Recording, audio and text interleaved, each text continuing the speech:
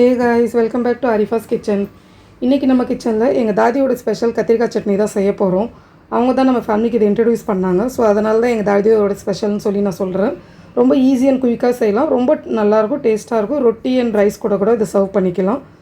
ரொம்ப சோம்பேறியாக இருக்குதா, அன்றைக்கி நீங்கள் இந்த கத்திரிக்காய் சட்னி ரொம்ப ஈஸி அண்ட் குயிக்காக பண்ணிக்கலாம். வாங்க அதுக்கு தேவையானது பார்த்துக்கலாம். 4 கத்திரிக்காய் எடுத்துக்கோங்க, 3 தக்காளி எடுத்துக்கோங்க, ஒரு 10லேருந்து 15 பச்சை மிளகாவும், ஒரு 15 பூண்டு பல் எடுத்துக்கோங்க. பச்சை மிளகா இன்னும் கூட நீங்கள் அதிகமாக எடுத்துக்கலாம். இந்த சட்னி வந்து கொஞ்சம் காரமாக இருந்தால் ரொம்ப நல்லாயிருக்கும், சுருக்குன்னு தான் இருக்கும். தக்காளி அண்ட் கத்திரிக்காவை ஸ்லைஸ் பண்ணிக்கோங்க, ஸ்லைஸாக தான் கட் பண்ணிக்கணும். ஒரு கடாய் எடுத்துருக்கேன்னா அதில் வந்து நம்ம எண்ணெய் சேர்த்துக்கலாம். இந்த சட்னிக்கு வந்து எண்ணெய் வந்து ரொம்ப அதிகமாக தான் தேவைப்படும். எண்ணெயிலே தான் வணக்கி செய்ய போகிறோம். எண்ணெய் இதில் அதிகமாக தான் இருக்கும். முதல்ல என்ன பண்ண போகிறோம் பார்த்தீங்கன்னா, இந்த எண்ணெயிலே வந்து இந்த கத்திரிக்காவை வந்து ஃப்ரை பண்ணி எடுத்துக்க போகிறோம். அதாவது நல்லா வணக்கி எடுத்துக்கணும். எண்ணெயிலே நல்லா குக் ஆகிடணும் இந்த கத்திரிக்காய். அதேமாரி இங்கே பாருங்கள், கத்திரிக்காய் இந்த மாதிரி தான் ஸ்லைஸ் பண்ணிக்கணும். நான் இப்போ தண்ணியில் போட்டு வச்சுருக்கேன், கருக்கக்கூடாது அப்படின்னு.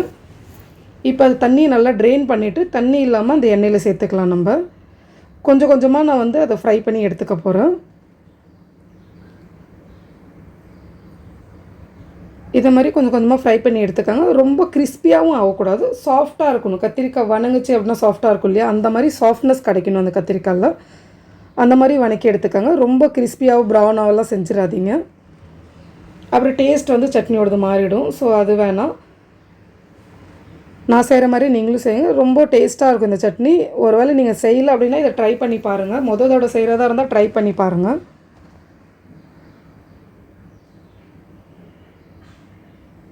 நல்லா இது எண்ணெயிலே நல்லா குக் ஆகட்டும். கத்திரிக்காய் நல்லா எண்ணெயிலே குக் ஆகட்டும். இது ரொம்ப டேஸ்ட்டாக இருக்கும். ஆனால் இது கொஞ்சம் சுருக்குன்னு இருந்துச்சு அப்படின்னா தான் இது வந்து இந்த சட்னி நல்லாயிருக்கும். காரம் அதிகமாக சேர்த்துக்கோங்க. உங்களுக்கு தெரியல, நான் காரம் வந்து கம்மியாக சாப்பிட்றதுனால தான் நான் பச்சை மிளகா கொஞ்சம் கம்மியாக எடுத்துருக்கேன். நீங்கள் கொஞ்சம் அதிகமாகவே எடுத்துக்கோங்க. கத்திரிக்காய் இப்போ வந்து ஒரு பிளேட்டில் ட்ரான்ஸ்ஃபர் பண்ணிக்கிறேன். அது நல்லா வணங்கிடுச்சு. ஸோ இதுமாரி எல்லா கத்திரிக்காயும் நான் வணக்கி எடுத்துக்கிட்டேன். இங்கே பாருங்கள், இந்த மாதிரி வரணும். நல்லா சாஃப்டாக இருக்குது பாருங்கள். இப்போ எண்ணெயை வந்து மாற்றிக்கூடாது. அதே எண்ணெயில் தான் நம்ம இப்போ வந்து அடுத்த ப்ரொசீஜர் செய்ய போகிறோம்.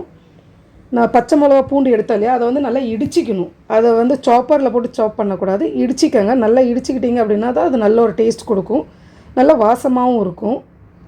ஸோ நான் வந்து நல்லா அந்த இடிக்கிறத வச்சு நல்லா இடிச்சிக்கிட்டேன். பச்சை மிளகாவும் பூண்டு ஒன்று சேர்த்து இடிச்சிக்கிட்டேன். தக்காளியும் இது மாதிரி ஸ்லைஸ் பண்ணி எடுத்துக்கிட்டேன் நான். இப்போ முதல்ல என்ன பண்ண போகிறோன்னா, இந்த எண்ணெயில் வந்து பூண்டு பச்சை மிளகா அதை தான் சேர்த்துக்க போகிறோம். லோ ஃப்ளேமில் வச்சு வணக்கிக்கங்க. ஹை ஃப்ளேமில் வச்சிங்க அப்படின்னா தீஞ்சிரும். ஸோ அந்த பச்சை மிளகா பூண்டை வந்து சேர்த்துக்கலாம். அது லோ ஃப்ளேம்லேயே வச்சு அதை வணக்குங்க. பூண்டோட வாசம் பச்சை மிளகா வாசம் சேர்ந்து ஒரு நல்ல ஒரு ஃப்ளேவர் கொடுக்கும். அதை நல்லா எண்ணெயிலே கிண்டி விட்டுக்கோங்க. இதுக்கப்புறமா நம்ம வந்து ஸ்லைஸ் பண்ணி வச்சுருக்க தக்காளியை ஆட் பண்ணிக்க போகிறோம். வணங்கிடுச்சு பாருங்கள் பூண்டு பச்சை மிளகா. இப்போ ஸ்லைஸ் பண்ணி வச்சுருக்க தக்காளியை ஆட் பண்ணிக்கலாம். இதுவுமே கூட எண்ணெயிலே தான் நல்லா குக் ஆகணும். இதில் கொஞ்சம் சால்ட்டு போட்டிங்க அப்படின்னாக்கா இது கொஞ்சம் சீக்கிரமாக வணங்கிடும் நம்மளுக்கு. இப்போ இந்த தக்காளியிலே கொஞ்சம் சால்ட்டு போட்டுக்கோங்க. சால்ட் போட்டு நல்லா மிக்ஸ் பண்ணி விட்டுக்கோங்க. ஒன்றுமே வேலை இல்லைங்க, ரொம்ப சிம்பிளான ஒரு இது தான். தக்காளியை ஸ்லைஸாக கட் பண்ணிங்களா, கத்திரிக்காவை கட் பண்ணிங்களா, கத்திரிக்காய் சட்னி ரெடி ஆகிடுச்சு. இப்போ வந்து நான் என்ன பண்ண போகிறேன் அப்படின்னா, இன்னும் கொஞ்சம் சீக்கிரம் ஆகணும் அப்படின்னா இதை லிட் கவர் பண்ண போகிறேன். இதுக்கு ஒரு மூடி போட்டுக்கோங்க. மூடி போட்டிங்க அப்படின்னா இன்னுமே கூட கொஞ்சம் சீக்கிரம் வணங்கிடும். ஒரு 2 மினிட்ஸ்க்கு விடுங்க. 2 மினிட்ஸில் பார்த்திங்க அப்படின்னா தக்காளி நல்லா குக்காகி வந்திருக்கும் பாருங்கள். நல்லா குக்காகி வருது, உங்களுக்கே தெரியுதில்ல, எண்ணெய் கூட தனியாக பிரிஞ்சு வந்திருக்கு பாருங்கள். இப்போ நல்லா அதை வந்து ஸ்மாஷ் பண்ணி விட்டுக்கலாம். தக்காளியை நல்லா ஸ்மாஷ் பண்ணி விட்டுக்கோங்க. நல்லா குக் ஆகிடுச்சு பாருங்கள். இதுக்கப்புறமா நம்ம வந்து வணக்கி வச்சுருக்க கத்திரிக்காவை வந்து அதில் சேர்த்துக்க போகிறோம். இப்போ அந்த கத்திரிக்காயும் தக்காளியும் நல்லா மிக்ஸ் பண்ணி விட்டுருங்க. நல்லா மிக்ஸ் பண்ணி இது வந்து ஸ்மாஷ் தான் பண்ணிக்கணும். இது முழுசாக இருக்காது, ஸ்மாஷ் பண்ணிக்க போகிறோம். நல்லா நம்ம வந்து ஸ்மாஷர் யூஸ் பண்ணி கூட நம்ம ஸ்மாஷ் பண்ணிக்கலாம். நான் வந்து ஸ்மாஷர் யூஸ் பண்ணி தான் இப்போ ஸ்மாஷ் பண்ணிக்க போகிறேன். நல்லா மிக்ஸ் பண்ணி விட்டாச்சு. இப்போ வந்து நம்ம உப்பு பத்தலை அப்படின்னா உப்பு கூட கொஞ்சம் சேர்த்துக்கோங்க. நீங்கள் இந்த மாதிரி நல்லா ஸ்மாஷ் பண்ணிக்கோங்க.